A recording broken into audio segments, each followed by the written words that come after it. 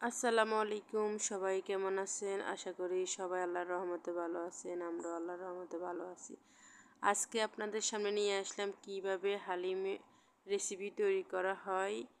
আপনাদের সামনে নিয়ে আসলাম, যাদের মনে চায় ঘরে তৈরি করে নিজের হাতে রান্না করি খেতে, সবাই তৈরি করে খেতে পারবেন। চলেন কিভাবে করি দেখা যাক। এখানে আমি একটা রাঁধুনি হালিম মিক্স নিয়ে আসি। আমি প্যাকেটটা খুলে দেখি এরপরে সুন্দর করে আমি প্যাকেট বের করে নিলাম। একটাতে হালিমের গুঁড়া আর একটাতে মশলার গুঁড়া। এখানে আমি প্রথমে হালিমের গুঁড়াটা প্যাকেটটা খুলে একটা বাটিতে সুন্দর করে ঢেলে নেব।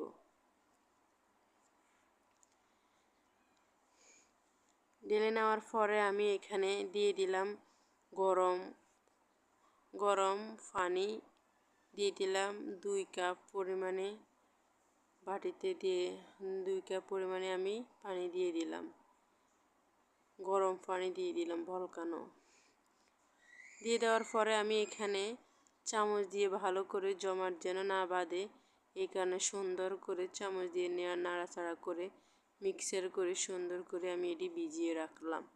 এরপরে আমি মশলার প্যাকেটটা কেটে নিয়ে সুন্দর করে মশলাটা একটা বাটিতে নিয়ে নিব। সবগুলা নিয়ে নেওয়ার পরে আমি এইখান থেকে 2 চামচ পরিমাণে মশলা আলাদা করে রেখে দিব। এগুলা শেষ দিকে এগুলা আবার ওই কাজে ব্যবহার করব। নেওয়ার পরে আমি এখানে সসপ্যান সসপ্যানে বসাই দিয়ে আমি এখানে দিয়ে দিলাম তেল দিয়ে দেওয়ার পরে দিয়ে দিলাম আমি 2টা তেজপাতা।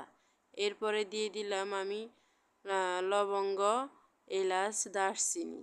এরপরে দিয়ে দিলাম কিছু গোলমরিচ। এই মশলাগুলা ভালো করে আমি নাড়াচাড়া করে নিলাম। সুন্দর করে নাড়াচাড়া করার পরে আমি দিয়ে দিলাম 1 বাটি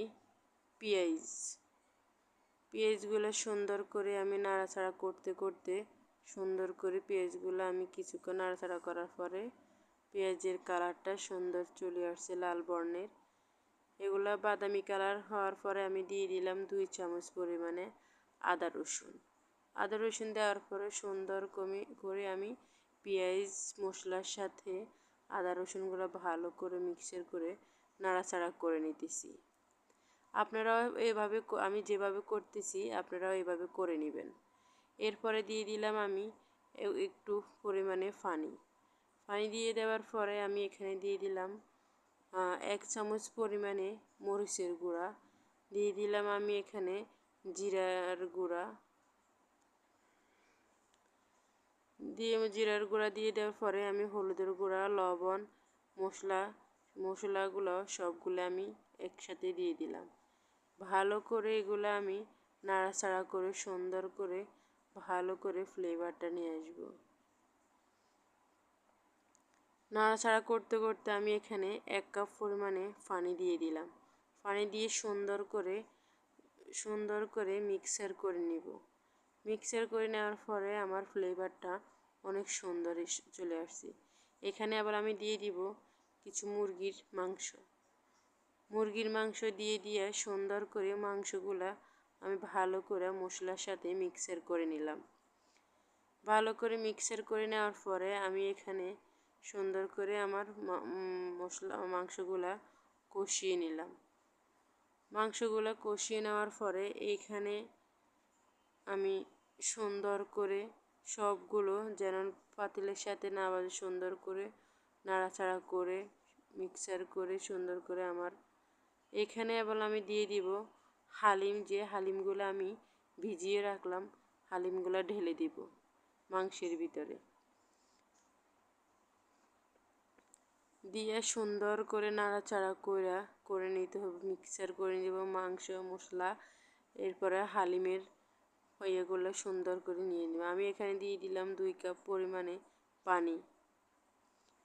পানি দিয়ে আমি সুন্দর করে আবার মিক্সার করে সুন্দর করে নিতেছি। এভাবে এরপরে দিয়ে দিলাম আমি ঢাকনা দিয়ে আমি প্রায় 10 মিনিটের মতন এভাবে ঢাকনা দিয়ে রাখলাম। কিছুক্ষণ পরে নাড়াচাড়া করে দিতে হইব। এরপরে আমি ঢাকনাটা উঠিয়ে নিলাম, নিয়ে সুন্দর করে লেড়ে দিতেছি নিচে পাতিলের সাথে যেন না বেজে যায় তাই। এরপরে আমি একটা সসপ্যানে দিয়ে দিলাম তেল। তেল দিয়ে 1 বাটি কিছু রসুন দিয়ে দিলাম, কিছু গোটা মরিচ আমি 2 টুকরা করে কিছু গোটা মরিচ দিয়ে দিলাম, দিয়ে ভালো করে এগুলো নাড়াচাড়া করে ফ্লেভারটা বের করে নিয়ে আসবে এগুলো থেকে। এগুলো নিয়ে আসার পরে বাদামি কালার হওয়ার পরে হালিমের উপরে আমি এই তেল রসুন মরিচগুলো ঢেলে দিলাম। সুন্দর করে এভাবে দিলে হালিমের ফ্লেভারটা অনেক, কালারটা অনেক সুন্দর আসে, অনেক সুস্বাদু হয়।